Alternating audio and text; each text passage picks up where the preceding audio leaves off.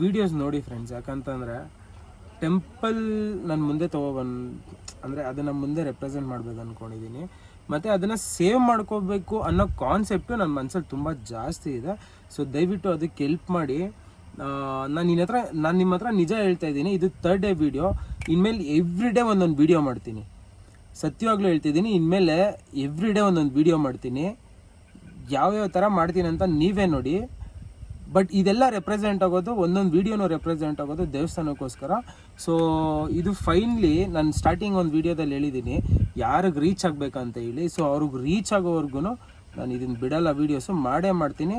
ಮುಂದೆ ಇನ್ನು ಬೇರೆ ಥರ ವೀಡಿಯೋಸ್ ಮಾಡ್ತೀನಿ. ನೋಡೋರಂತೆ ಅದನ್ನು ವೆಯ್ಟ್ ಆ್ಯಂಡ್ ಸಿ. ನನ್ನ ಕಡೆಯಿಂದ ನಿಜ ತುಂಬ ಜನ ಈ ಏನೇನೋ ಇಲ್ಲದೆ ಇರೋ ರೂಮರ್ಸ್ ಎಲ್ಲ ಎಬ್ಬಿಸ್ತಾ ಇದ್ದಾರೆ.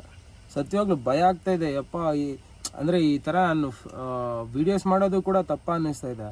ನನ್ನ ಕಾನ್ಸೆಪ್ಟ್ ಬಂದ್ಬಿಟ್ಟು ನಾನು ದೇವರು ಅಲ್ಲಿರೋ ಒಂದು ಪವರ್ನ ನಾನು ಅದೇ ಫ್ಯೂಚರು ಕೂಡ ಇದು ಸೇವ್ ಆಗಿರ್ಬೇಕಂತ ನನ್ನ ಕಾನ್ಸೆಪ್ಟು.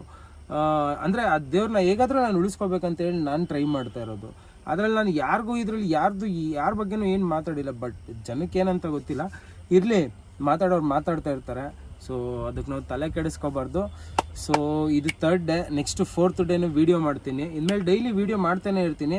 ದಯವಿಟ್ಟು ಫ್ರೆಂಡ್ಸ್ ನನ್ನ ಪ್ರೊಫೈಲ್ ನೋಡಿ, ಪ್ರೊಫೈಲಲ್ಲಿ ದೇವಸ್ಥಾನ ಇದೆ, ಆ ದೇವಸ್ಥಾನಕ್ಕೆ ಹೋಗಿ ದಯವಿಟ್ಟು ಮಿಸ್ ಮಾಡಬೇಡಿ.